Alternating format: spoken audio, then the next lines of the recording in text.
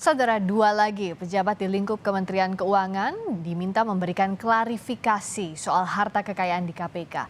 Apa yang bisa diungkap dari proses klarifikasi harta kekayaan pejabat tersebut kita bahas bersama Wakil Ketua KPK periode 2015-2019, Saud Situmorang. Selamat malam Pak Saud. Halo, selamat malam. Apa kabar, Mbak Priska? Kabar baik, semoga Pak Saud juga sehat ya. Ya, sama-sama. Pak Saud, soal klarifikasi harta kekayaan dua pejabat Kementerian Keuangan. Nah, klarifikasi harta ini apakah jadi pintu masuk untuk mengungkap harta wajar dan tak wajar dari pejabat? Iya, tentunya yang kalau sebelum itu kita harus balik dulu informasi awalnya dari mana. Apakah itu memang dari LHKPN atau dari PPATK, saya kurang paham ya. Tapi yang jelas kalau informasinya dari PPATK, tentu itu barang udah matang, nggak sulit untuk kemudian itu di TPPU-kan ya gitu ya. Artinya udahlah itu pas kita punya pasal 69, nggak perlu penjelasan predicate crime. Pokoknya kalau dia nggak bisa buktikan itu dari mana, udah itu TPPU. Tapi kalau itu dia masuknya dari laporan dari LHKPN, terus kemudian diimbangi lagi dengan laporan dari PPATK, tentu itu lebih matang lagi. Jadi artinya kalau kita kaitkannya juga dengan gambar yang besar yang kemarin ada angka 300 disampaikan Pak Mahfud, ya memang udah saatnya kita harus masuk ke penyidikan, jangan terlalu lama gitu, nanti capek juga kita ya kan, nanti hanya wacana-wacana, republiknya nggak berubah gitu. Jadi saya pikir sudah jelas kalau itu apakah dari LHKPN atau LAH-nya PPATK, semuanya itu memang saat ini mainstream berpikir kita itu udah bicara penindakan, karena pencegahannya udah cukup lah, kira-kira gitu Mbak. Jadi mulainya sekarang tidak perlu menunggu predicate crime-nya apa, sudah bisa masuk penyidikan. Artinya kalau penyidikan sudah pasti TPPU begitu, pembuktian untuk ada tidaknya TPPU begitu Pak Saud. Iya betul. Walaupun nanti kemudian pasti kita bisa bayangkan itu dari mana itunya asalnya, pindahan asalnya nanti bisa nampak belakangan. Apakah itu umpamanya gratifikasi atau kemudian itu suap dan lain-lain itu belakangan. Yang paling penting yang bersangkutan harus bisa mempertanggungjawabkan bahwa yang dia miliki bahwa itu bukan dalam tindak pidana pencucian. Artinya dia harus jelas menyebutkan pertanggungjawaban yang bersangkutan bahwa uang itu ada diperoleh secara legal. Jangan lupa bahwa awal dari tindak pidana pencucian uang itu kan dimulai dari adanya tindakan-tindakan yang melanggar hukum dilakukan oleh seseorang. Nah, untuk kemudian kita masuk kepada mainstream internasional sebagaimana yang dimintakan oleh Financial Action Task Force itu, Financial Action Task Force itu minta bahwa Indonesia harus mematuhi instrumen-instrumennya. Jadi maksud saya instrumen-instrumen TPP yang sudah kita miliki itu jangan-jangan juga jadi berpengaruh lagi bahwa kamu punya TPP itu nggak pernah dijalanin. Jadi indeks persepsi korupsinya yang akan turun lagi nanti ini. Saya khawatir tahun depan. Karena udah disebutin ada sejumlah besar, kok follow up-nya nggak ada. Kira-kira gitu Mbak. Oh, oke. Nah, kita bahas satu-satu. Kalau dari Wahono Saputro, istrinya merupakan salah satu pemegang saham perusahaan Rafael Alun. Nah, bicara soal kasus Rafael Alun, bisakah otomatis serta-merta terseret? Dan bicara soal kepemilikan saham perusahaan, ini bagaimana pembuktiannya bahwa itu tidak masuk tindak pidana? Ya, itu makanya saya pikir PPATK dengan di KPK bisa untuk memulai menyidik. Kita nggak boleh abuse juga. Jadi untuk menggambarkan suatu peristiwa TPPU ada di situ kan itu tentunya akan ada banyak cross check, double check, terus kemudian lain-lain. Untuk kemudian ditanya, diklarifikasi, kemudian dia bisa membuktikan. Terus kemudian ada transaksi-transaksi yang bersembunyi selama ini. Kalau dia bicara perusahaan kapan berdirinya, terus perusahaan itu bergerak di bidang apa.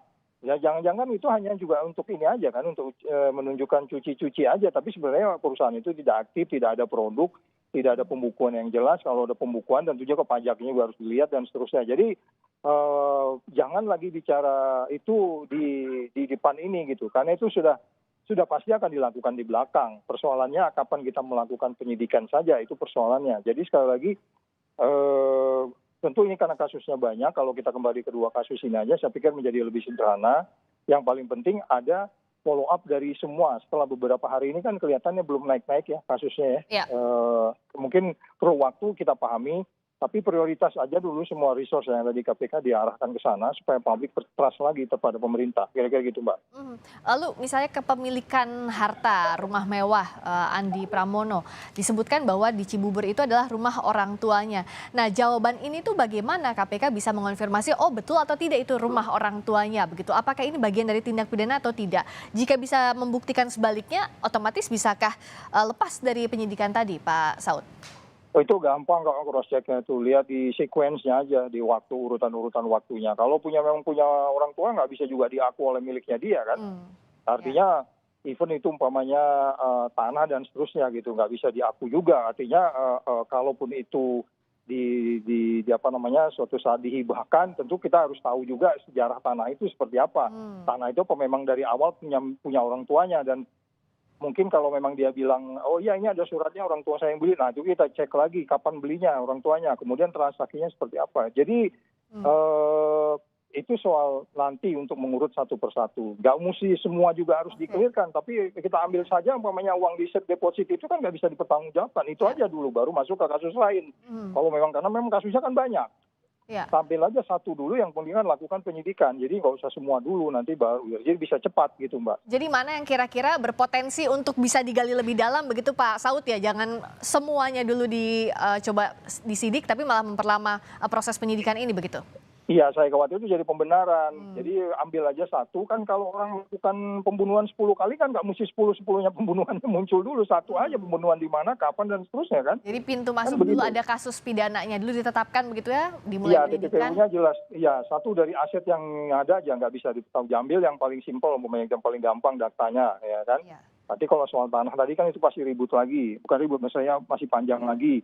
Apa betul orang tua pernah memberi di mana, kapan transaksinya, kapan dihibahkan kepada anaknya, dan seterusnya. Dan sama dengan sertifikat mobil itu kemarin, jelas harusnya ya Pak Saud ya, sertifikat hak sama miliknya. dengan mobil kemarin kan katanya mobil itu nama saudara orang lain ditinggal di dalam gang. Nah, yang tinggal di dalam gang itu kan juga seharusnya kena tindak pidana TPPU yang pasif kan, dia dititipkan mobil di situ gitu. Jadi dari mobil itu aja sebenarnya kalau memang mau bisa, supaya maksud saya gini loh.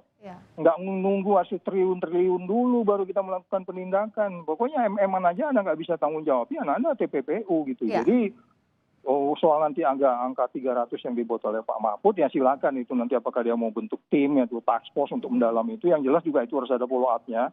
Karena itu memang TPPU ya. Jadi untuk memulai ya starting point-nya gitu ya ini yang kasus ini gitu. Jadi sekali lagi nggak mesti harus semua harta yang dimilikinya baru ambil aja satu yang lebih mudah, kamu nggak bisa tanggung jawabin, ya udah kamu pencucian uang gitu kira-kira, Mbak. Pak Saud tadi kan mendorong agar ya segera dulu penyidikan agar cepat ini berjalan ada kasusnya. Nah, tapi bagaimana agar tetap hati-hati tapi tepat sasaran dan bisa membongkar lebih banyak lagi soal tadi ada tidaknya tindak pidana pencucian uang ini Pak Saud, agar kepercayaan publik juga bisa dikembalikan? Ya, itu tadi saya bilang harus ada staging, ada proses. Kalau nggak nanti kita ngomong-ngomong sampai akhir tengah tahun dia gini-gini aja, cari sana, cari sini, lama-lama kita lupa gitu. Jadi ada proses staging ya, bertahap ya, yang kemudian ada menunjukkan bahwa memang kita serius untuk TPPU-nya, dan kita serius untuk kemudian